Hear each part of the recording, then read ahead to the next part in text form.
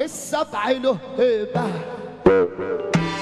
لو راسه كانت شيبة، زفدة ليها هيبة لو راسه كانت شيبة، السيرة أطول من العمر، غايب أو كان حاضر يتقال له متحاضر. السبع له هيبة لو راسه كانت شيبة، السبع له هيبة، الهبة رزق من المولى وابن الأكابر بها أول.